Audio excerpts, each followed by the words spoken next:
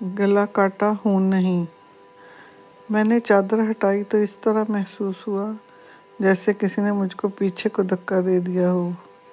दिमाग में इस तरह होने लगा जैसे बिजलियां चमकती शुरू हो गई हों। मेरी हालत की वजह ये थी कि मकतूला को बकरे की तरह ज़बह किया गया था, लेकिन खून का एक कतरा भी नहीं था।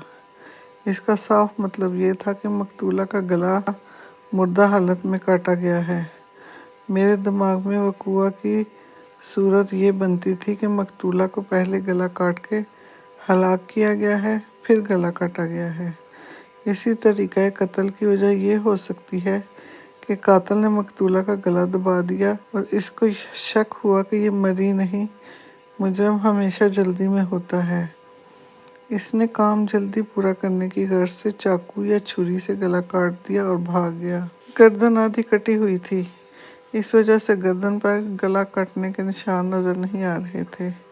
मैंने लाश को उलट पुलट करके देखा। जिस्म पर कहीं भी जख्म, ज़रब या हराश का निशान नहीं था। अपने तजर्बे की बिना पे लाश के हाथ देखे और फिर नाखूनों को गौर से देखा। मुझको दो चीज़ें नज़र आ गईं जो मैं देखना चाहता था। दोनों हाथों की शहादत की उंगलियों के दरमियान होने वाली एक साथ वाली उंगली के सिरों पे ज़रा ज़रा सा खून जमा हुआ था। मकतूला के नाखून लंबे थे, इनके अंदर भी जमा हुआ खून था।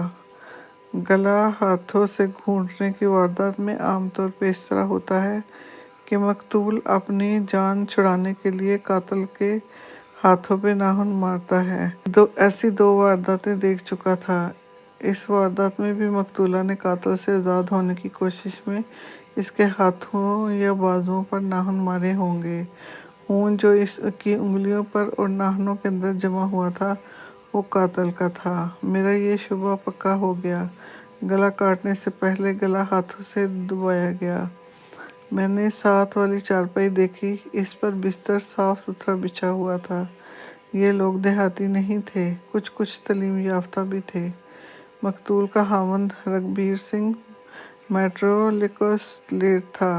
बिस्तर पर जो चादर थी इस पर ज़रा सी भी सिलवट नहीं थी। इसको देख के हर कोई कह सकता था कि इसके बिस्तर पे कोई लेटा ही नहीं, बल्कि इस पे कोई बैठा भी नहीं। रघबीर के बाप का बयान था कि रघबीर कपड़े बदल कर ऊपर चला गया था, वो लापता था। ये शुबा सही था कि कातिल वही है। वो ऊपर आया, बीवी को कत्ल किया और चला गया। मकतूला का ससुर और बाप मेरे साथ थे। क्या रघबीर ऊपर आने के लिए कुछ देर बाद भी नीचे गया था? मैंने रघबीर के वालिद से पूछा। मैं सो गया था, इसने जवाब दिया। मेरा ख्याल है कि वो नीचे नहीं आया था। तुम ये घर का कोई फर्द मेरे एक सवाल का जवाब दे सकता है? मैंने पूछा। क्या सुबह ड्यूरी के दरवाजे की अंदर से जंजीर चढ़ी हुई थी? चढ़ी हुई थी, रघबीर के बाप ने जवाब दिया। मैं मुंह अंधेरे उठा था। पहले बाहर खेतों को जाता हूँ, फिर गुरुद्वारे जाता हूँ। रघबीर अपने साथ सूटकेस या संदूक लाया था? नहीं, इसने जवाब दिया। कुल 5 दिनों की छुट्टी पे आया था। इसके पास चमड़े का एक बैग था जिसमें 2 जोड़े कपड़े और एक चप्पल थी। नीचे जाओ, मैंने इसको कहा, और देखो कि वो बैग यही है या नहीं। इसके जाने के बाद मैंने अब बिस्तर को देखना शुरू किया जिस पे लाश पड़ी हुई थी। मैं इस कोशिश में था कि लाश की कोई निशानी मिल जाए। तकिए के गिलाफ की झालर के नीचे एक चीज़ मिल गई। ये एक अंगूठी से निकला हुआ लाल रंग का पत्थर था। मैंने फौरन मकतूला की उंगलियों को देखा। उंगलियों में 2 अंगूठियां थी। दोनों के डिज़ाइन ऐसे थे जिसमें नग नहीं लगते। ये लाल नग कातिल की अंगूठी से निकला था। मैंने इसको अपनी जेब में डाल लिया।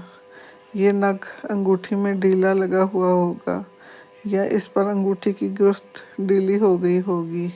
मकतूला ने जब अपनी गर्दन छुड़ाने के लिए कातिल के हाथों पर नाखून मारे तो किसी उंगली का नाखून कातिल की अंगूठी के नग पर जा पड़ा होगा। नग ढीला होने के बायस उंगली से निकलकर तकिए के पास गिर पड़ा होगा। मजबूती से जुड़ा हुआ नग नाहन से नहीं निकाला जा सकता।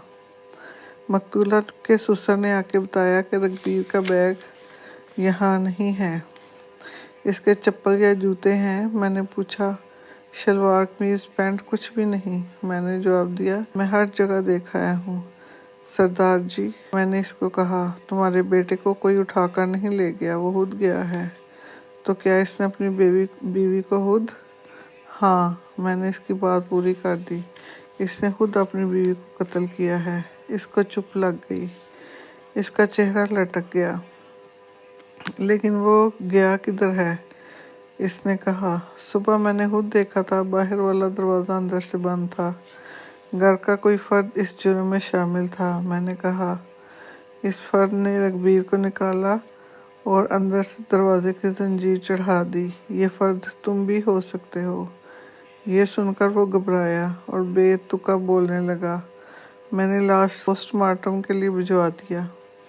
ये देखना शुरू कर दिया कि छत पर किसी और तरफ से आने वाला कोई रास्ता या जरिया होगा। साथ वाले मकानों की छतें मिली हुई थी, लेकिन एक और जरिया नजर आ गया।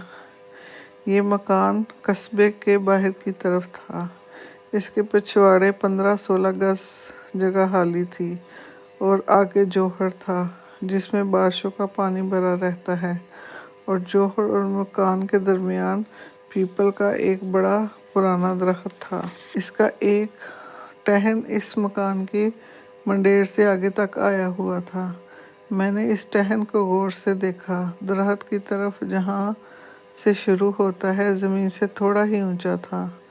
मकान की तरफ आते हुए ये ऊंचा होता गया था और मंडेर से ये 5-6 फुट ऊंचा हो गया। इससे चंद एक छोटे छोटे टहन निकले हुए थे। इस टहन से आसानी से मकान के नीचे उतरा जा सकता था। फौजी जवान के लिए काम ज़रा मुश्किल भी न था। छत कच्ची थी और लिपाई पुरानी हो गई थी। खोजी मेरे साथ नहीं था, वो 2 मील दूर अपने गांव में रहता था। मैंने नंबरदार को बुलाकर कहा कि किसी को साइकिल या 2 घोड़े देकर खोजी को यहाँ लाने का बंदोबस्त करे। एक कांस्टेबल को कहा कि वो नीचे पीपल के पास जाए और किसी को वहाँ से न गुजरने दे। शुक्रिया।